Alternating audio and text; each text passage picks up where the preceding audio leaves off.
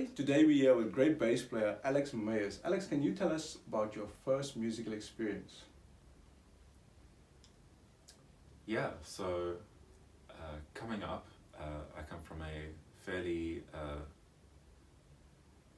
fairly steeped musical family, particularly on my mother's side. Mm-hmm. They spent a fair portion of their time practicing and performing, and generally involving themselves in classical music. Yeah. We had a few string players on my mother's side of the family, and so from there it kind of became more of a natural progression for me to want to check out an instrument. Wow. Give myself the means to play a note and express myself. And so we eventually, that eventually led to me playing the recorder a little bit, Mm-hmm. which is a bit of a cliche starting instrument. But I guess a necessary evil for a lot of musicians. And from there, I didn't feel all too comfortable with it, so I moved on to the piano. Okay. Which I still have quite a deep love for. Not that I get to play it much, but it just gave me the freedom of expression. Being able to play more than one note simultaneously. Yeah. And just the expansiveness of the keyboard, the ability to hear, not for me at the time, not a full arrangement. I wasn't there yet, but just the ability to hear a combination of different tones, across from the low end to the high end, that allowed me to feel like I could actually really express myself in a musical way. Yeah.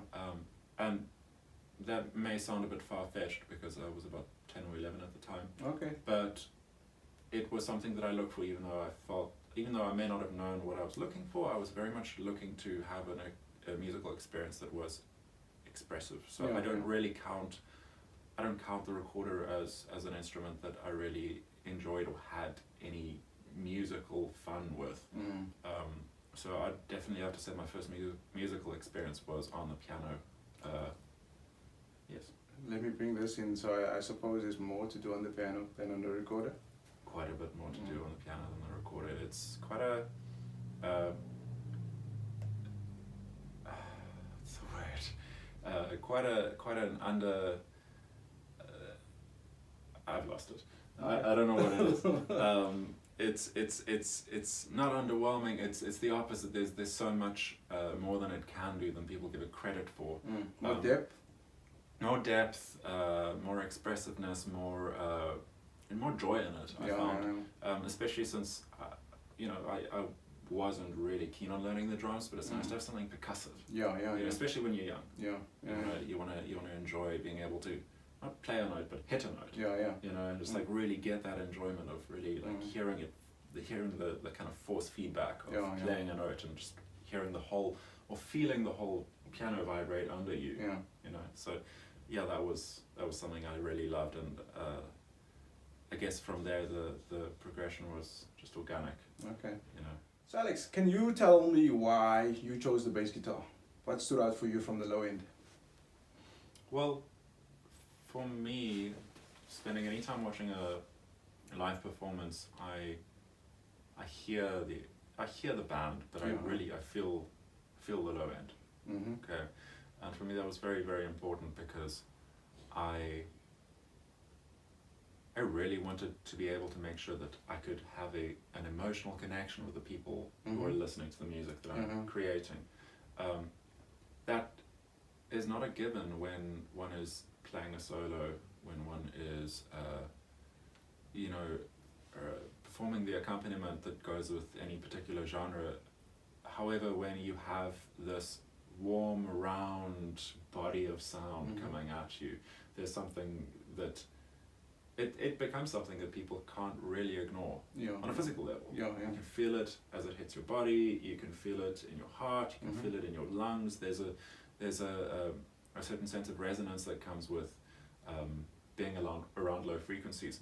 And I really value going to see live music. It's something that I've always loved doing, and something that I grew to appreciate as someone who was a performer, but through appreciating going to other people's sound checks, I really wanted to go and see more Okay. music that I wasn't personally involved in. That's one reason. Mm-hmm. The other reason for me, and this is something that I don't feel I have much of a choice in, is that I personally believe that any musician who is going out to pursue a career in music should be very, very cognizant of the sound that they hear in their Yeah. inner ear. Mm-hmm. Okay. I don't know whether it's true because I don't talk to people about what I hear in my head. Mm-hmm. Maybe I'm crazy, man. Who knows? But I think that most musicians have an inner ear. Mm-hmm. Okay, have, like a lot of people have an inner rhetoric or conversation that they have with themselves in their head. Yeah. I have a musical something that just carries on going, Mm-hmm. and it sounds like a bass guitar. Okay. It's as simple as that. It doesn't sound like anything else. The more I played the bass guitar, the more it sounded like the bass guitar. Mm. And every now and then it sounds like the piano, and you know what, then I put the bass down and I go and play some piano. Mm. So it's in some senses dictated by the fact that I really want my music to have a sense of impact on people Yeah.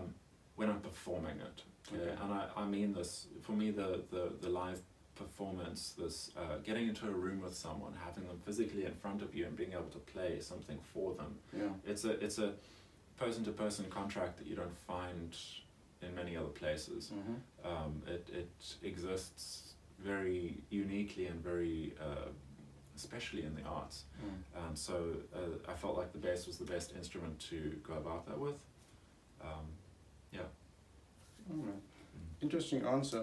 Tell me about your musical education. I know you studied at UCT under Sean Janus. Can you tell us about that and your musical education before UCT? I've had a very up and down musical education.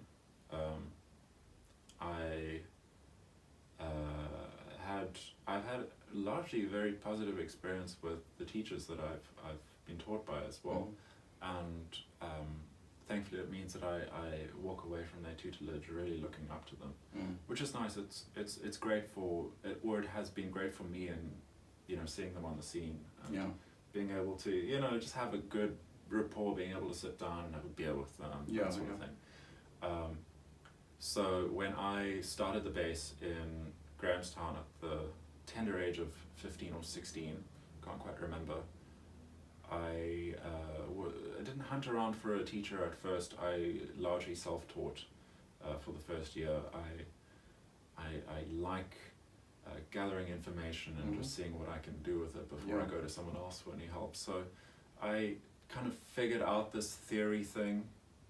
I didn't really know what I needed to do to kind of get to terms with or get to grips with the fingerboard. I'm a tall guy, I have a long back, so this was something that took me a while to get around to, and so was reading, Yeah. because of the fact that I was motivating this all myself. Okay. Yeah. So when I got to the point where I had to figure out and dedicate some time towards subject music in high school, which beforehand I'd been doing with singing as my instrument, my voice as my instrument, as well as the steel pan. So after the recorder, you were singing and playing steel pan. Yeah. Wow. Yeah. So I just picked things up because I don't look at an instrument and think, well, I can play this, so I can't play other things. I think, well, what do I know here that I can apply to other things? Yeah. Otherwise, you become you limit yourself. Yeah. It becomes a reductive attitude towards Yeah. instruments, and it just means that, you know, if you feel like it, you immediately think, okay, well, actually, I can't, as opposed to what can I do? Yeah. But what was your question to begin with? Your musical education. My musical education. So, yeah, so I had to get through. I'm not cutting this out. No, that's great. I don't mind. So I had to get through High School Music, and that was fun. I found an old friend and a bass tutor in Mark Doobie, who was currently working at, or was then working at Rhodes University, and yeah, he very graciously decided to take me on. So I was with him for about a year and a half, I think, until he left, and then I was tutored by a Cape Town pianist now, named Buitendach, Kingsley Buitendach, who I played a gig with recently actually, which was a nice full circle event for me. And then yeah, from there I moved to Cape Town after I matriculated, and decided that I would give this jazz thing a bash. I didn't really know much about it.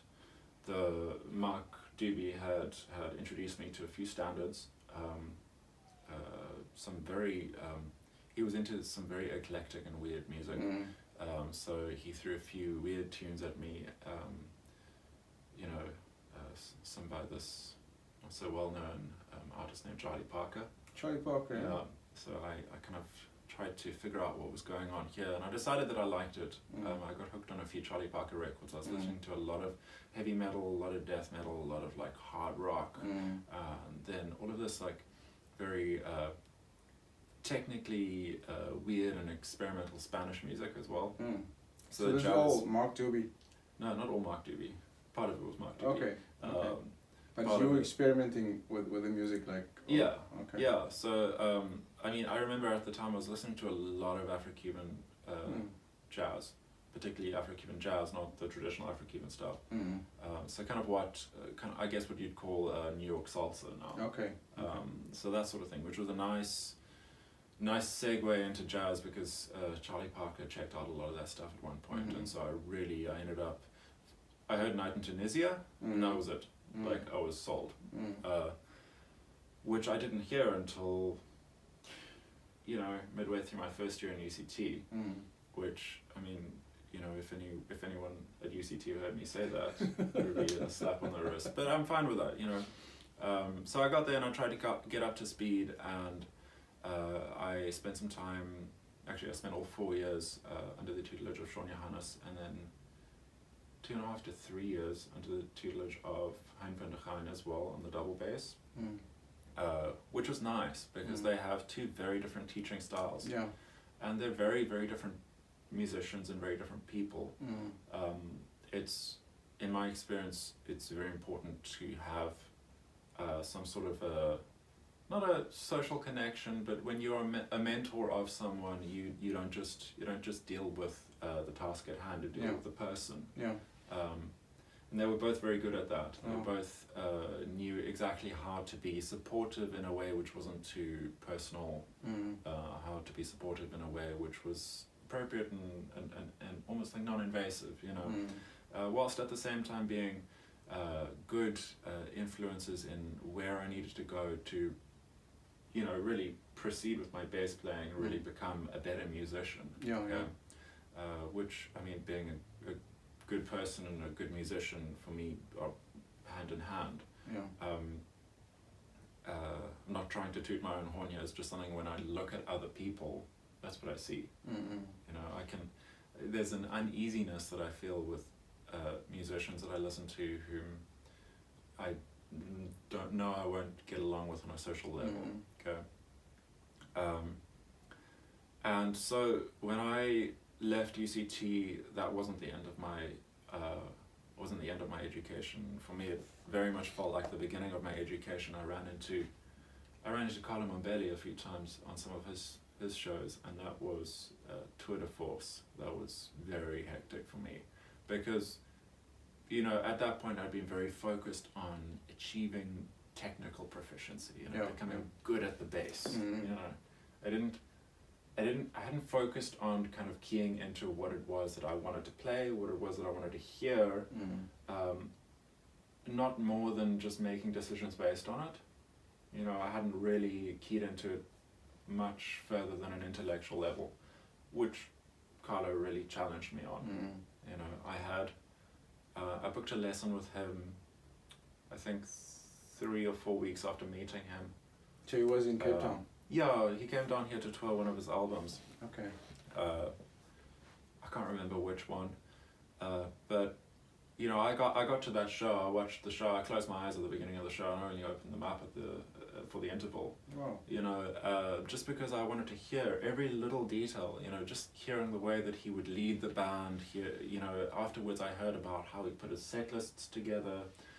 For the lesson, the vast majority of the lesson, we didn't pick up the bass. We spoke about life, a lot of it. You know, we spoke about what a song really is, what it means to play a song. You know, and something that I feel a lot of musicians become a bit insincere about, the performance.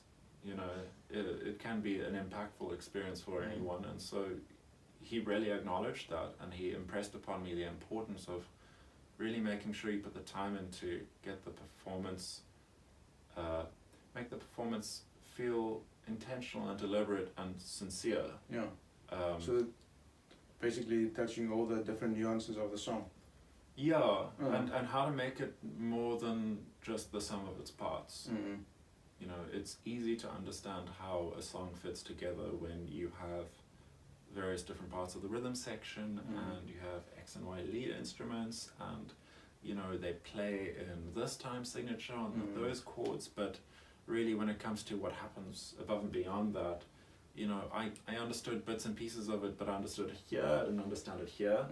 So when I heard someone playing, you know, quote unquote out, or something really hip, you know, it meant a lot to me on, I guess, more of an egocentric level, but I never stopped to ask why they were doing that. I never stopped to ask what it added.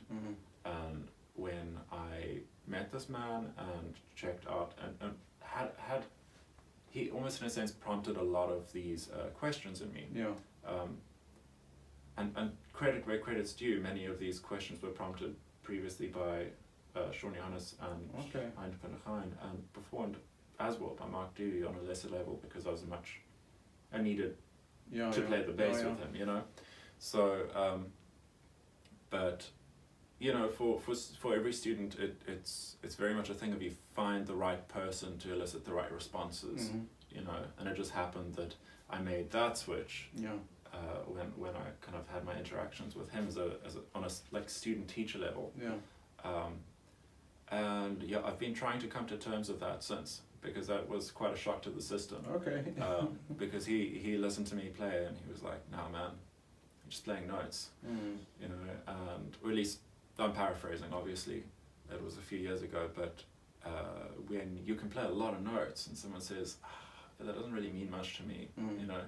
It feels like you cut down at the knees, you know, and you kind of have to work your way back up, and it's that process of rebuilding where you kind of learn, or you decide for yourself what is and isn't important to you as a musician. So yeah, I've been doing that a lot lately and trying to figure those things out. So is it a way where Carlo actually challenged you to bring out your voice as a bass player? Yeah, he stumped me with one question. He said, "So what have you written?" I said, "Oh, no, I've done X, Y, and Z." So he said, "Play for me." I couldn't play anything for him.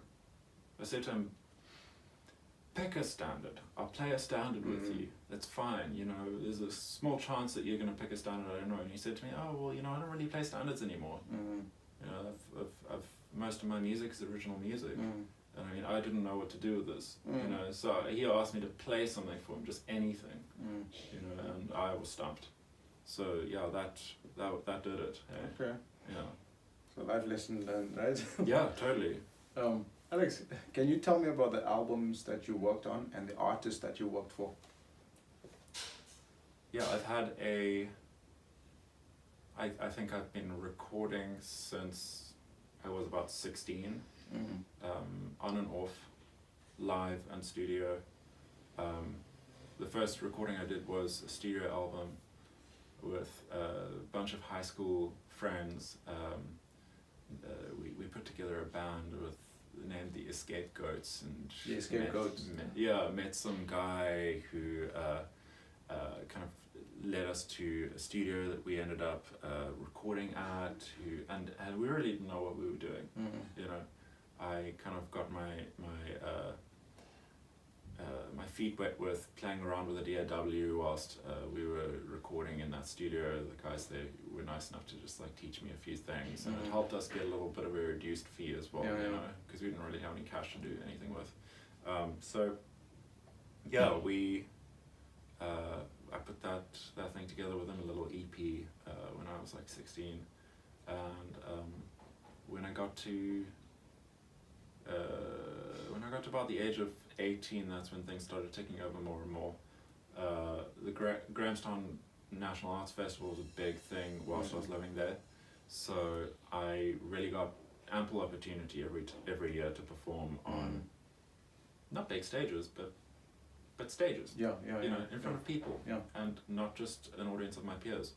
And we recorded a lot of those, which kind of got me ready for real studio recording when I got to Cape Town, which I also didn't do much of. Most of what I did, I kind of pushed myself. I got involved with a little rock band called Save It for the Weekend. And Save It for the Weekend. Save It for the Weekend. Oh, Save It for the Weekend. Yeah, okay. and I mean we. Scapegoats to Save It to the Weekend. Yeah, I don't pick any of these names. I can't wait to hear the next bands. Yeah, well, I mean, you'll know the ones that I picked because they're more benign, more like, you know, middle of the road. And yeah, so we did quite a bit of recording with them. I'm now currently mixing an album for a band called Jackal in the Wind. And obviously I record on all of those tracks as well, and I'm involved in a lot of the writing process. I've done a fair amount of stuff, but mainly live recordings with a band called the Cuban Music Project, as well as a few session recordings here and there for people who are looking for kind of more of a good rock basis. Yeah. You know, because that's what I knew about. Yeah. The guys who wanted to record jazz, they go for double bass, and rightly so. I mean, that's the sound, right? So you play the double bass as well? Like I played the double bass while I was at UCT. Oh, so you don't do it anymore? No, I put it down about a year or two after graduating. Okay. It didn't work for my build, you know. I'm long and lanky, and that same kind of nature, physical nature, extended to my hands. So I kept on having problems with my thumbs. It's something that I still wanted to figure out, but you know, find someone who knows how to address those sorts of problems, and kind of figure out a technique that works for me on the double bass. But yes, so I worked with a number of odds and ends, you know, people who who I knew because I came into Cape Town and like, you know, I was kind of trying to figure out who was doing what, and made some friends along the way, and made some really cool music along the way as well, and a few of my own projects, but the Cuban Music Project being one of my own that we did do a little bit of recording with, but it was just live recording, you know. And then there was a group that I started up with a friend of mine named Alden Clapper, named Androgenius, which was a play on the word androgynous. Okay. And here was, I didn't know how to deal with kind of settling within my own identity as an individual, but there was this gay man who knew what he wanted, who was outspoken and shameless about it, and you know, ended up becoming a really good friend of mine, and asked me to whether I'd be interested in putting this group together with him. So we went and did this, and we recorded 12 tunes, which, you know, between him and myself, we workshopped a lot. So that's all original music, which is out there, which is very nice to. So to what's the have album called? No, they're two EPs. Oh, 2 EPs. Okay. Did I say album? No. You said you recorded 12 tunes. So I figured like it's an album. So it was 2 sets of 6. Okay. Yeah. One being with a pianist named Michael Wilson Trollope, who's also here in Cape Town. Another one featuring Al's brother, Eden Clapper, who lives up in Pretoria. He came and toured with us a couple times. But it was an avenue in which I could kind of experiment with different genres, experiment with different arranging techniques, experiment with the people in the band. Yeah. You know, I was put in the position where I could call some of the shots where they were playing music that I'd really had a serious hand in putting together. And so we were able to figure out a lot of things. Obviously, there were teething phases that we went through, as there are with any group of people who get together and try and make music and are stuck in a room for hours on end. But yeah, we made some very good stuff, very experimental stuff. Very cool. So I mean, that's kind of like a short summary. Yeah. You know. Okay, cool. Alex, can you tell me about the gear that you have? The gear that I have. I haven't gone through much gear. I've mainly had Ashdown or Mark bass amps. I'm very fond of Fender guitars. And I mean, you know, I don't want to say that I'm very fond of Ibanez basses, even though I have one. But this one does the job, you know.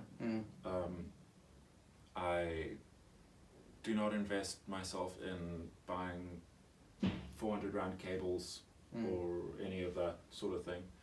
I kind of try and play it simple and clean and minimalist. I have one pedal that I use, which is an octave pedal. Okay. If I gotta tune, I'd rather tune by ear. Okay. You know, I'm kind of old school in that sense. So you don't use a tuner? Well, yeah, I do use a tuner. Okay. But I'll tune, if as much as possible, I'll look for a tuner that can provide a pitch, and then I'll tune from that. Okay. Which is not always easy on a cell phone, because, I mean, low frequencies don't come out of cell phone speakers, and I'm trying to tune a bass. You know? So most of the time, if I'm tuning, I'll tune to a piano, if I've got the option to.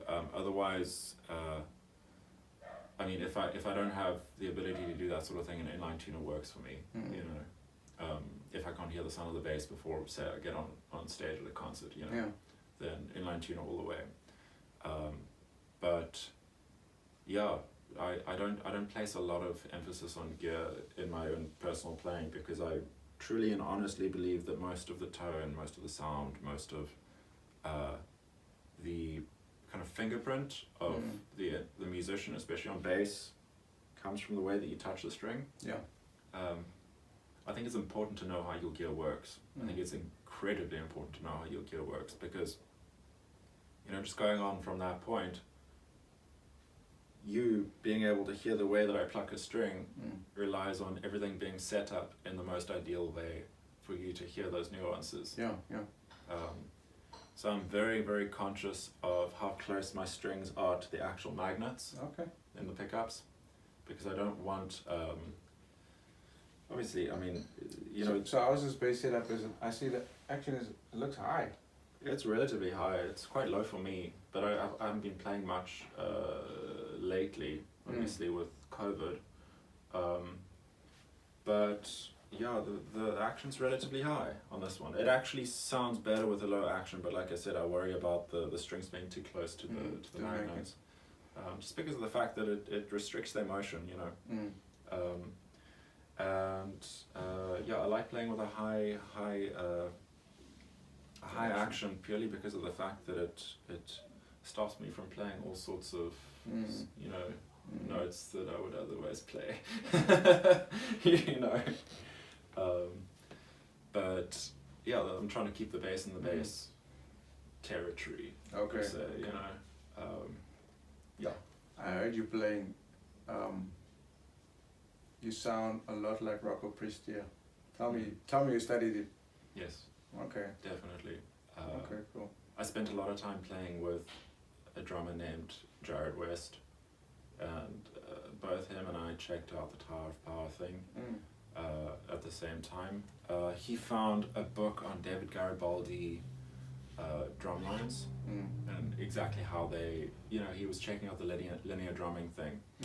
And we were both at the time trying to work on our time sense in particular, not the beat per se, but could we recall a tempo and could we play within a tempo and really hold it, and not just metrically know exactly when the beat was going to come and stay with that, but could we hold it in a way where we're playing a repetitive groove that didn't get boring, Okay. which was really bloody hard. Mm. And the Tav Power stuff seemed like a really good option to check out at the time because it's quite involved.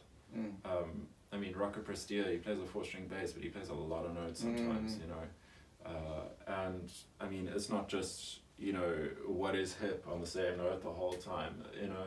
There are a lot of interesting things that he's doing and a lot of interesting inflections that come out in his sound as well. So yeah, we spent upwards of 3 or 4 months just playing those tunes, learning like one tune after the next, and we'd sit down and we'd take 2 bars, we'd play that for an hour, you know, and move on to the next 2 bars, you know. Wow.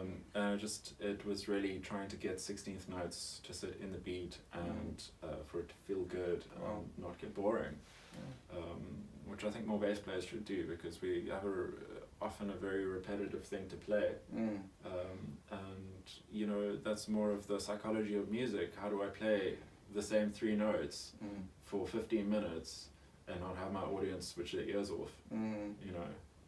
Wow. Yeah. Oh, that's interesting. Listen, Alex, do you have any advice for young up-and-coming bass players and musicians out there?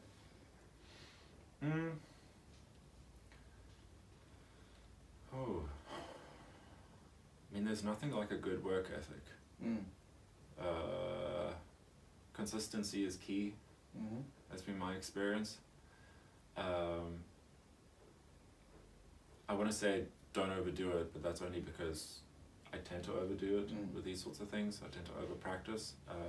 But consistency is really something that is very underrated.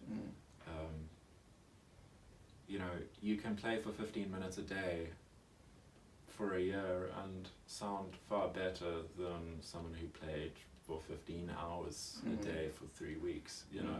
And there's a reason for that. That person who's playing 15 hours a day for 3 weeks, they're going to hurt themselves, you know. And you're going to build up muscle memory and stamina, and your body's going to enjoy the way that you treat it if you give it just those 15 minutes where it can become familiar, you know, and then move on. And then maybe you come back the same day, maybe you come back another day, another 15 minutes, you know. But it's all about how you use your time. When you give yourself hours and hours and hours and hours to work with, it's easy to fall into a pattern where you don't utilize those hours and you play things where you're not connected to the instrument, you play things where you're not connected to your body, because the body is the means through which you're getting the sound to come out of the instrument. And you know, so when you disconnect and you overdo it, then that's when you're going to hurt yourself. But you also find for example, a lot of my students, they have this issue of not knowing the fingerboard. And so I say, okay, what's that note? What's that note? What's that note? What's that? You've got to think about these things. And so, you know, it's really me trying to get them to understand that the time that they have with their bass, if they use it correctly, if they use it economically, they don't have to spend all day with it. They can find a D, they can find another D, they can find another D, they can find another D. It'll eventually sink in, they won't have to think as hard. You know, and that's all about how they're using their time. And I mean, I think that's probably the best piece of advice that anyone could have given me. Well, Alex, thank you so much for making time for me, for making time from Cape with Bass. Godspeed on your journey, man. Cheers. Thank you. Thank you. Thank you for having me.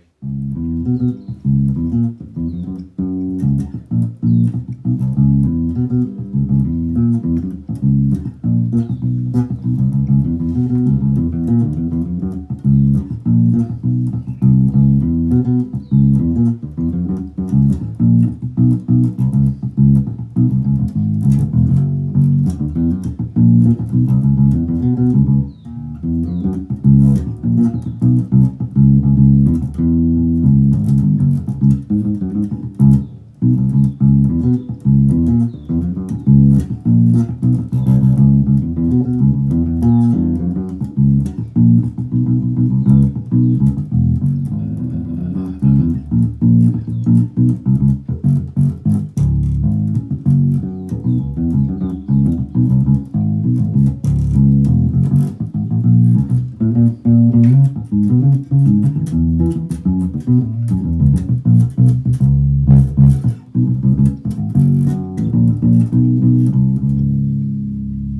you for liking and sharing this video with your fellow bass community. Please follow From the Cape with Bass on Facebook, Instagram, and YouTube. Thank you so much.